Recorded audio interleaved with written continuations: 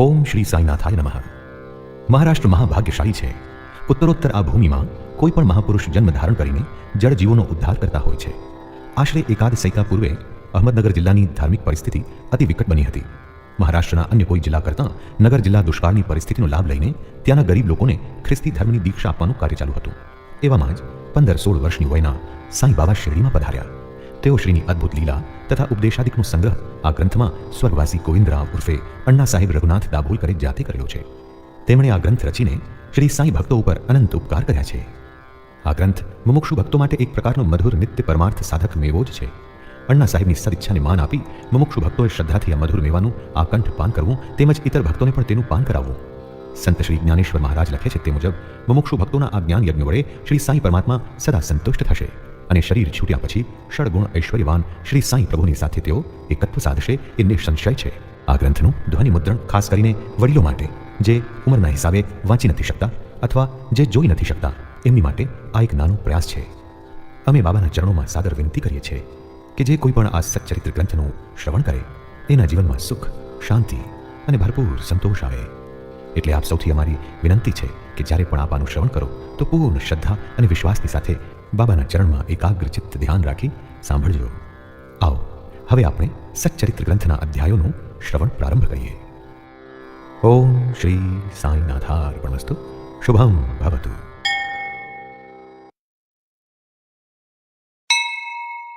ઓમ શ્રી સાંઈનાથાય નમઃ. શ્રી હરિ સાઈ પ્રસન્ન. શ્રી સાઈ સચ્ચરિત્ર. અધ્યાય 1. મંગલાચરણ. શ્રી ગણેશાય નમઃ. શ્રી સરસ્વત્યાય નમઃ. શ્રી ગુરુભ્યો નમઃ. શ્રી કુલદેવતાય નમઃ. શ્રી સીતારામ ચંદ્રાભ્યામ નમઃ. શ્રી સદ્ગુરુ સાંઈનાથાય નમઃ. પવિત્ર પ્રાચીન આચાર અનુસાર સર્વ દેવતાને પ્રથમ નમસ્કાર કરું છું અને ગ્રંથ લેખન પ્રારંભું છું. પ્રથમ સફળતા સર્વ વિઘ્નહર્તા દેવગણનાયક શ્રી ગણેશને પ્રથમ પ્રણમું છું. શ્રી સાંઈ પોતે જ ગણેશ રૂપ છે. દ્વિતીય આ ગ્રંથની પ્રેરણા દેનાર મહાદેવી સરસ્વતીને નમસ્કાર કરું છું. શ્રી સાંઈ સરસ્વતી રૂપ બની આ ગ્રંથનું ગાન સ્વતઃ કરે છે. તૃતીય સર્જક, પાલક, સંહારક દેવો બ્રહ્મા, વિષ્ણુ, મહેશને પ્રણમું છું. શ્રી સાંઈનાથ આ ત્રણેય દેવરૂપ છે અને આ મહાન સદગુરુ જ ભક્તોને સંસાર સાગર તરાવે છે. ચતુર્થ મારા રક્ષણહાર કુળદેવતા નારાયણ આદિનાથને હું નમસ્કાર કરું છું, જેમણે પરશુરામ રૂપે સાગર પાસેથી કોંકણની ભૂમિ સંપાદન કરી અને કુળના આદિપુરુષ તરીકે પ્રગટ થયા. પાંચમું જે ભારદ્વાજ ગોત્રમાં મારો જન્મ થયો છે તે ભારદ્વાજ મુનિને તથા મહર્ષિઓ યાજ્ઞવલ્ક્ય, ભૃગુ, પારાશર, નારદ, વેદવ્યાસ, સનક, સનંદન, સનતકુમાર, શુક, શૌનક, વિશ્વામિત્ર, વસિષ્ઠ, વાલ્મીકી, વામદેવ, જૈમિની, વૈશંપાયન, નવયોગીન્દ્ર ઇત્યાદિને તથા નિવૃત્તિ, જ્ઞાનદેવ, સોપાન, મુક્તાબાઈ, જનાર્દન, એકનાથ, નામદેવ, તુકારામ, કાન્હા, નરહરિ ઇત્યાદિ આધુનિક સંતોને હું પ્રણામ કરું છું. છઠ્ઠું મારા પિતામહ દાદા સદાશિવને, પિતા રઘુનાથને, બાળવયમાં મને ત્યજી ગયેલા મારા માતુશ્રીને, મને ઉછેરી મોટો કરનારા મારા કાકીને તથા મારા પ્રેમાળ વડીલ બંધુને હું નમસ્કાર કરું છું. સાતમું મારા ગ્રંથ વાચકોને પણ હું પ્રણમું છું. સૌને એક ધ્યાનથી આ ગ્રંથ વાંચવા અથવા શ્રવણ કરવા વિનવું છું. આઠમું છેલ્લે મારા ગુરુ શ્રી સાંઈનાથને દંડવત પ્રણામ કરું છું. તેઓ શ્રી દત્તાત્રેયનો અવતાર છે, મારો એકલો જ આધાર છે. તેમણે મને પ્રતીતિ કરાવી છે કે આ સંસાર મિથ્યા છે અને બ્રહ્મ જ સત્ય છે. અને આખરે નવમું જે સર્વ જીવોમાં ઈશ્વરનો વાસ છે તેમને સર્વને હું પ્રણમું છું. મહર્ષિ પારાશર, વ્યાસ, શાંડિલ્ય ઇત્યાદિએ ભક્તિના વિવિધ પ્રકાર વર્ણવ્યા છે. એ ભક્તિ સર્વને ફળો. હવે હું નીચેની કથા વર્ણવું છું. સને 1910ની સાલના આરંભમાં હું એક દાડો શુભ પ્રાતઃકાળમાં શિરડી મસ્જિદમાં શ્રી સાંઈ બાબાના દર્શનાર્થે ગયો હતો. ત્યાંનું દૃશ્ય જોતા જ હું ચકિત થયો. સાંઈ બાબા કોગળા કરી મોઢું ધોઈ ઘઉં દળવાની તૈયારી કરતા હતા. પોતે ભોંય પર ગુણપાટનો કોથળો પાથર્યો અને ઘંટી ઠીક કરી. સુપડામાં થોડા ઘઉં લીધા અને કફનીની બાયો ઊંચી ચડાવી ઘંટીના ગાળામાં 2-3 મુઠ્ઠી ઘઉં ઓરી હાથો પકડી ઘંટીનું પડ ફેરવા લાગ્યા અને ઘઉં દળવા માંડ્યા. બાબાને કંઈ ઘરબાર કે પરિગ્રહ નથી, પોતે ભિક્ષા પર નિર્વાહ કરે છે. તો પછી બાબાને ઘઉં દળીને શું કરવા છે એવો પ્રશ્ન મને થયો. ત્યાં આવેલા બીજા લોકોને પણ મારી જેમ જ કુતૂહલ થયું. પણ બાબા આ શું કરો છો એવી પૂછવાની કોઈની હિંમત ચાલી નહીં. બાબા ઘઉં દળે છે એ વાત ગામમાં પ્રસરતા જ એકદમ સ્ત્રી પુરુષોના ટોળા મસીમાં ઉમટ્યા અને સૌ બાબાને દળતા જોઈ રહ્યા. એ ટોળામાંથી માર્ગ કરતી 4 નીડર બાઈઓએ ઉપર ચડી બાબાને એક બાજુ ખસેડ્યા. પરાણે ઘંટીનો હાથો પકડી બાબાની લીલાના ગીત ગાતા ગાતા ઘઉં દળવા લાગી. પ્રથમ તો બાબા તેમના પર ક્રોધે ભરાયા, પણ એ બાઈઓના પ્રેમ ભક્તિ જોઈને પોતે રાજી થયા અને હસવા લાગ્યા. દળતા દળતા આ બાઈઓને થયું કે બાબાને ઘરબાર, માલ મિલકત, છોકરા, છૈયા એવું કંઈ જ નથી. પોતે તો ભિક્ષા માગીને ખાય છે તેથી રોટલી બનાવવા માટે તેમને આ લોટની કાંઈ જરૂર નથી. બાબા આટલા બધા લોટને શું કરશે? બાબા તો દયાલુ છે, તેથી આ લોટ આપણને જ આપી દેશે. મનમાં આવા તર્ક કરતી ગીત ગાતા ગાતા જ્યારે તે બાઈઓ દળી રહી ત્યારે ઘંટીનું પડ બાજુ પર ખસેડી લોટ ભેગો કરી તેના 4 ભાગ પાડ્યા અને દરેક જણી એક એક ભાગ લેવા લાગી.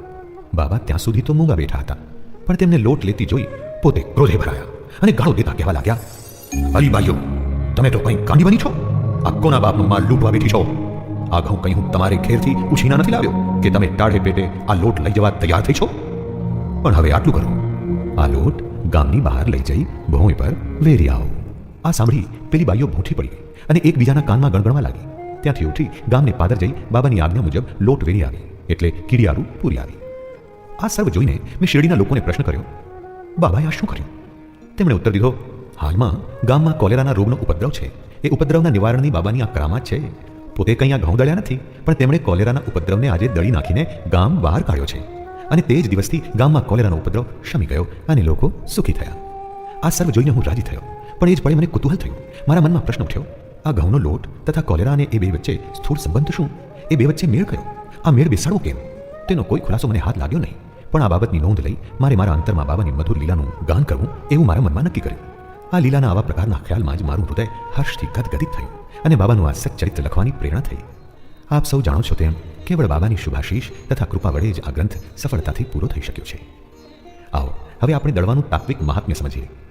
આ ઘઉં દળવાના બનાવનો શિરડીના લોકોએ જે અર્થ કર્યો તે ઉપરાંત તેનું તાત્વિક મહત્વ પણ છે.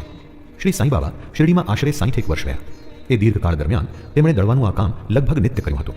અલબત્ત એકલા ઘઉં જ નહીં, પણ પોતાના અસંખ્ય ભક્તોના માનસિક તેમજ દૈહિક પાપ તાપ દુઃખો જ તેમણે દળ્યા છે.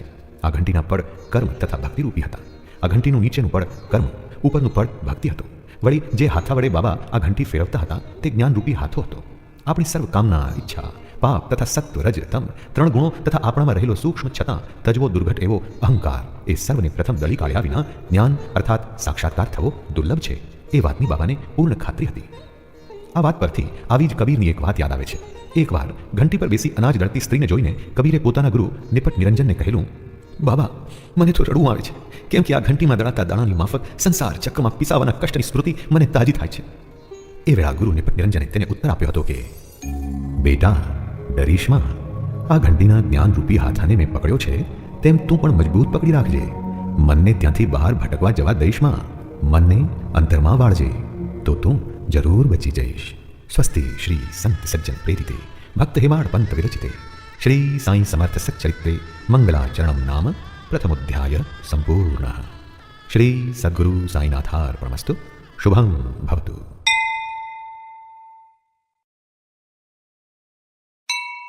ઓમ શ્રી સાઈનાથાય નમઃ. અધ્યાય 2. કથા પ્રયોજન હેમાડપંત નામકરણ. શ્રી ગણેશાય નમઃ. શ્રી સરસ્વતી નમઃ. શ્રી ગુરુભ્યો નમઃ. શ્રી કુલદેવતાય નમઃ. શ્રી સીતારામચંદ્રાભ્યામ નમઃ. શ્રી સદ્ગુરુ સાઈનાથાય નમઃ. આ ગ્રંથ લેખનનું કામ શા માટે મેં માથે લીધું તેનું કારણ પહેલા અધ્યાયમાં મેં સમજાવ્યું છે. હવે આ ગ્રંથ વાંચનના સાચા અધિકારી પુરુષો કોણ ગણાય તે આ અધ્યાયમાં વર્ણવું છું. પ્રથમ, ગ્રંથ લેખનનો હેતુ. ઘઉં દળીને લોટ ગામના પાદરમાં વેરી દઈને શિરડીનો કોલેરાનો ઉપદ્રવ શમાવ્યાનો સાંઈ બાબાનો ચમત્કાર મેં ગયા અધ્યાયમાં વર્ણવ્યો છે. શ્રી સાંઈ બાબાના જ્યારે બીજા ચમત્કારને સાંભળ્યા ત્યારે મને ખૂબ હર્ષ થયો. એ હર્ષને લીધે જ આ ગ્રંથ સ્વતઃ પદ્યબદ્ધ રચાયો છે. હું તો ખાતરીથી માનું છું કે સાંઈ બાબાના આવા અજબ ચમત્કારના વર્ણન ભક્તોને માટે પણ આનંદપ્રદ તથા બોધક નીવડશે, જેથી તેમના પાપ નષ્ટ થશે. માટે જ શ્રી સાંઈ બાબાનું આ પાવનકારી ચરિત્ર પ્રબોધ લખવાની મેં હામ ભીડી છે. સંત ચરિત્ર કંઈ એક ધારું બુદ્ધિગમ્ય હોતું નથી, મહાન સત્ય માર્ગનું જે દર્શન કરાવે છે. આ ગ્રંથ લેખનની મારી અશક્તિ છતાં હામ ભીડી. આવા ગ્રંથ લેખનનું કામ માથે લેવા માટે હું મુદ્દલ યોગ્ય નથી. તેથી જ મેં પ્રથમ કહેલું, મારા અંગત મિત્રના ચરિત્રની પણ મને પૂરી ખબર નથી. વળી મારું પોતાનું ચિત્ત કેવું છે તે પણ હું જાણતો નથી. તો પછી એક સંતનું ચરિત્ર હું શી રીતે વર્ણવી શકીશ? ઈશ્વરના અવતારોનું હેતુનું વર્ણન કરવા વેદો પણ સમર્થ નથી, તે હું શી રીતે વર્ણવી શકીશ? સંતોને ઓળખતા પહેલાં મારે પોતાને જ સંત બનવું પડે. તો પછી સંતોનો મહિમા હું કેમ કરીને વર્ણવી શકીશ? સંતનું ચરિત્ર લેખન જ બહુ દુર્ઘટ છે. લંગોટીની ચંદરડી વડે આકાશ માપવું અગર 7 સમુદ્રની ઊંચાઈ માપવા જેવું જ કામ છે. હું જાણું છું કે આ સાહસમાંથી લઈને તો હું ઉલટાનો હાંસી પાત્ર બનીશ. તેથી હું તો સાંઈ બાબાની કૃપાની જ યાચના કરું છું. મહારાષ્ટ્રના આદિ સંત કવિ શ્રી જ્ઞાનેશ્વર મહારાજે એક સ્થળે કહ્યું છે કે સંતોના ચરિત્ર લેખકો પર પ્રભુના કૃપા પ્રેમ ઉતરે છે. વળી ભક્તો જે સેવાની અભિલાષા કરે છે તે સેવા સફળ કરવાના સંતોના માર્ગ પણ અલૌકિક હોય છે. સંતો જ ગ્રંથ લેખનની સ્ફૂર્ણા દે છે. લેખક ભક્તો તો આડકતનું સાધન માત્ર બને છે. દાખલા તરીકે શકે 1700માં મહીપતિ કવિએ સંતોના ચરિત્ર લખવાની ઈચ્છા કરી. સંતોએ તેમને પ્રેરણા કરી અને એ ગ્રંથ રચાયો. એમ જ શકે 1800માં દાસગણોની સેવાનો પણ સ્વીકાર થયો. મહીપતિએ ભક્ત વિજય, સંત વિજય, ભક્ત લીલામૃત તથા સંત કથામૃત એ 4 ગ્રંથ લખ્યા. તેમજ દાસગણુએ ભક્ત લીલામૃત તથા સંત કથામૃત નામે 2 ગ્રંથ લખ્યા છે, જેમાં આધુનિક સંતોના ચરિત્ર વર્ણન છે. આ ભક્ત લીલામૃતના અધ્યાય 31, 32, 33માં તેમજ સંત કથામૃતના અધ્યાય 57માં સાંઈ બાબાના મધુર ચરિત્ર તથા બોધનું ઘણું સરસ વર્ણન કરેલું છે. અને આ સર્વ સાંઈ લીલા માસિકના વર્ષ 17ના અંક 11 અને 12માં પુનઃ પ્રગટ થયેલ છે. વાચકોએ આ ગ્રંથના આ અધ્યાય વાંચવા સરખા છે. વળી મુંબઈ બાંદ્રાના શ્રીમતી સાવિત્રીબાઈ રઘુનાથ તેંડુલકર રચિત શ્રી સાઈનાથ ભજનમાલા નામે નાનકડા સુંદર ગ્રંથમાં પણ સાંઈ બાબાની અજબ લીલા વર્ણવેલી છે. દાસગણુ મહારાજે પણ સાંઈ બાબાની અજબ લીલા વર્ણવેલી છે. દાસગણુ મહારાજે પણ સાંઈ બાબાના ઘણા મધુર ભજનો પણ રચ્યા છે. અમીદાસ ભવાની મહેતા નામે એક ભક્તે સાંઈ બાબાની કેટલીક કથાઓ ગુજરાતીમાં પ્રગટ કરી છે. શિરડીના દક્ષિણ ભિક્ષા સંસ્થાએ પણ સાંઈનાથ પ્રભાના કેટલાક અંક પ્રગટ કર્યા છે. તો પછી પ્રશ્ન એ થાય કે સાંઈ બાબા વિશે આટલા બધા ગ્રંથો અસ્તિત્વમાં છે, તો મારે આ સાંઈ સચ્ચરિત્રનો ગ્રંથ શા માટે રચવો જોઈએ? તેની જરૂર શી છે? આ પ્રશ્નનો ઉત્તર સાદો પણ સ્પષ્ટ છે. સાંઈ બાબાનું ચરિત્ર અગાધ સમુદ્ર જેવું ઊંડું તથા વિશાળ છે. તેમાં સૌ કોઈ ડૂબકી મારી શકે છે અને તેમાંથી જ્ઞાન ભક્તિના અમૂલ્ય રત્નો બહાર લાવી જિજ્ઞાસુ ભક્તોને ભેટ દઈ શકે છે. સાંઈ બાબાની કથા, દૃષ્ટાંત, બોધ સર્વ અદ્ભુત છે. જે વાંચતા આ સંસારના અસહ્ય કષ્ટ દુઃખના બોજ ખેંચતા દુઃખ દર્દથી ત્રાસેલા માનવીઓને સુખ શાંતિ લાવશે અને તેઓ ભૌતિક તેમજ આધ્યાત્મિક બંને ક્ષેત્રમાં જ્ઞાન તથા બોધ પામશે. સાંઈ બાબાનો ઉપદેશ વેદના જ્ઞાન જેટલો બોધપ્રદ તથા રસપ્રદ છે. ધ્યાન દઈને જે ભક્તો સાંભળશે અને મનન કરશે તેમની સર્વ મનોકામના પૂર્ણ થશે. અષ્ટાંગ યોગ સાધનામાં પૂર્ણતા પામશે, ધ્યાન ધારણનું સુખ પામશે તથા બ્રહ્મ સાયુજ્ય પામશે. તેથી જ આ સર્વ કથા એકત્ર કરવાનું મને મન થયું. એટલી જ મારી તો ઉત્તમ ઉપાસના છે. શ્રી સાંઈ બાબાના પ્રત્યક્ષ દર્શન સુખથી જે ભોળાજનો વંચિત રહ્યા છે તેમને આ સંગ્રહ ખૂબ આનંદપ્રદ બનશે. એ કારણથી જ બાબાના સહજ આત્મ સાક્ષાત્કારના અપાર ફળરૂપ બોધ વચનો હું એકત્ર કરવા લાગ્યો. આ વિષયમાં સાંઈ બાબાએ જ મને પ્રેરણા દીધી છે. તેમના ચરણમાં મેં મારી જાત સમર્પણ કરી છે. તેથી મારો માર્ગ સરળ કરનાર તથા આ લોકમાં તેમજ પરલોકમાં મને સુખ શાંતિ દેનાર શ્રી સાંઈ બાબા જ છે એવી મારી દૃઢ શ્રદ્ધા છે. આ ગ્રંથ રચનાની રજા હું જાતે બાબા પાસે માંગી શક્યો નહીં. તેથી બાબાના પરમ અંતરંગ ભક્ત માધવરાવ દેશપાંડે ઉર્ફ શ્યામાને મારા તરફથી આ વિનંતી બાબા પાસે મૂકવા માટે મેં વાત કરી. તેણે મારી વાત ધ્યાનમાં લઈ સાંઈ બાબાને કહ્યું, દેવ, આ અण्णा સાહેબ આપનું ચરિત્ર લખવા ચાહે છે, માટે આપ તેને એવું કહેતા નહીં કે હું તો ભીખ માંગી ખાનાર રંક ફકીર છું, તેથી મારું ચરિત્ર લખવાની જરૂર નથી. જો આપ તેને રજા આપીને સહાય કરો તો જ તે લખી શકશે અને આપની કૃપાથી ગ્રંથ પૂરો કરી શકશે. આપની પરવાનગી તથા શુભ આશીર્વાદ વિના કશું સફળતાથી પાર પડી શકતું નથી. આ વાત સાંભળી બાબાને દયા આવી અને મને ઉદી દઈને આશીર્વાદ આપ્યા તથા પોતાનો વરદ હસ્ત મારા માથા પર મૂકીને બોલ્યા, ભલે, પ્રથમ સર્વ અનુભવ વાર્તા કથા તું એકત્ર કરી તેની નોંધ લેજે. હું તને સહાય કરીશ. યાદ રાખજે, તેમાં તું તો એક સાધન માત્ર છો. મારું ચરિત્ર હું જાતે જ લખી મારા ભક્તોની ઈચ્છાને સંતોષીશ. અહંત્વ ત્યજીને મારા ચરણમાં તારી જાતને સમર્પિત કરવી પડશે. એ રીતે વર્તનારને જ હું સૌથી વિશેષ સહાય કરું છું. મારી જીવન કથા શું, સૌને દરેક શક્ય માર્ગે હું બધું જ પૂરું પાડું છું. તારું સમગ્ર અહંત્વ નષ્ટ થશે અને તેનો છાંટો પણ નહીં રહે ત્યારે જ તારા દેહમાં પ્રવેશીને હું જાતે જ મારું ચરિત્ર લખીશ. મારા કથા બોધના શ્રવણથી ભક્તોના અંતરમાં શ્રદ્ધા વધશે અને તેઓ સહજ સુખ તથા આત્મ સાક્ષાત્કાર પામશે. પણ આ ગ્રંથમાં મારો પોતાનો એવો મત છે કે તેવો મત છે એવું સ્થાપિત કરવાનો તું મુદ્દલ આગ્રહ રાખીશ નહીં. અગર વળી કોઈના મત તોડી પાડવાના પ્રયત્ન પણ તારે કરવાના નથી. અગર તો કોઈ વિષયના સાધક બાધક વાદ વિવાદ પણ તેમાં લખવાના નથી. આ વિવાદ શબ્દ સાંભળતા જ મને મારું હેમાળ પંતનું પદ યાદ આવે છે. તેથી હવે હું એનું વર્ણન કરું. કાકા સાહેબ દીક્ષિત તથા નાના સાહેબ ચાંદોરકર મારા પરમ મિત્રો છે.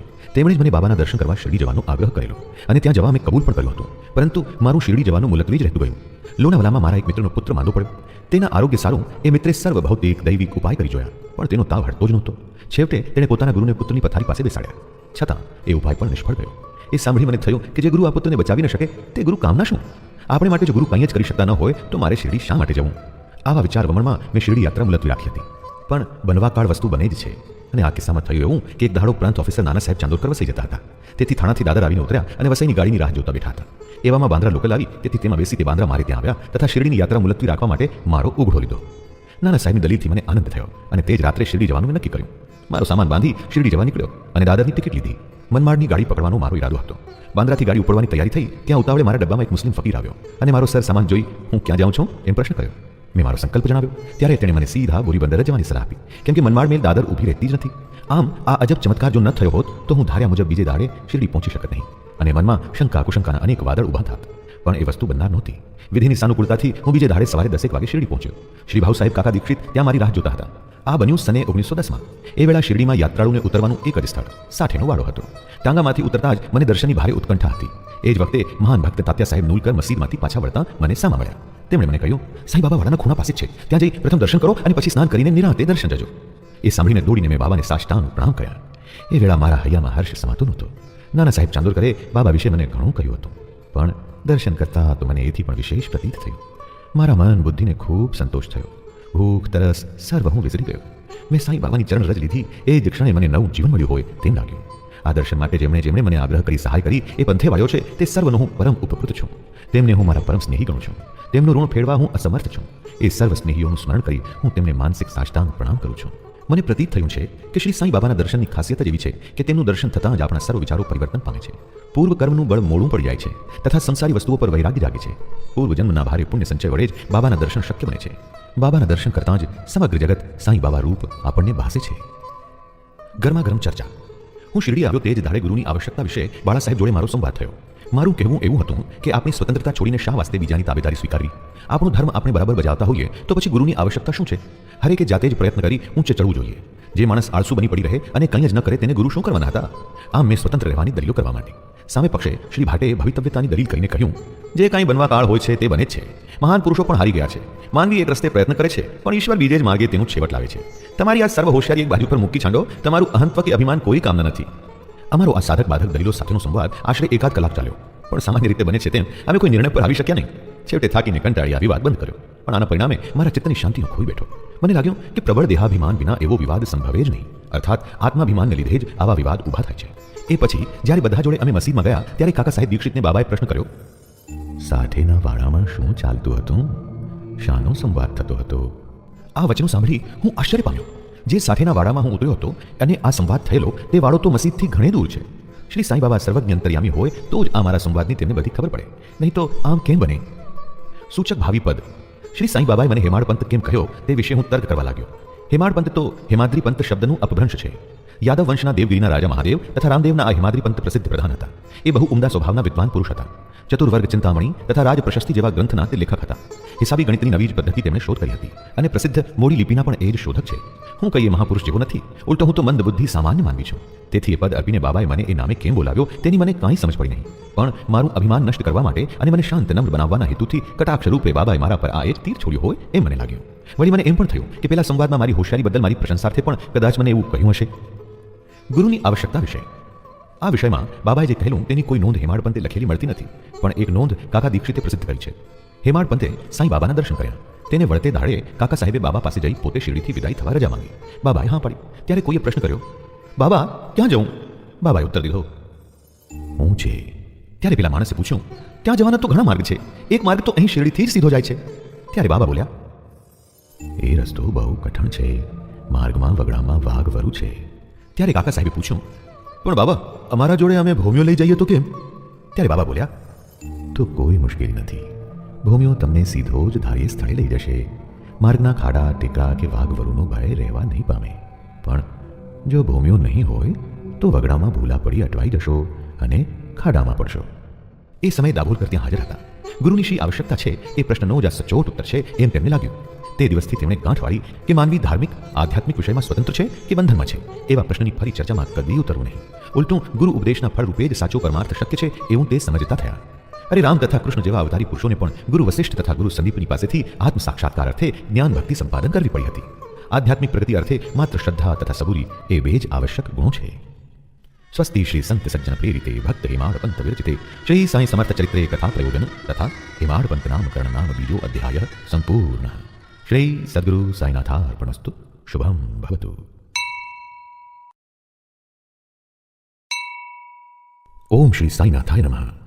અધ્યાય 3. ગ્રંથ પ્રયોજન. શ્રી ગણેશાય નમઃ. શ્રી સરસ્વત્यै નમઃ. શ્રી ગુરુભ્યો નમઃ. શ્રી કુલદેવતાય નમઃ.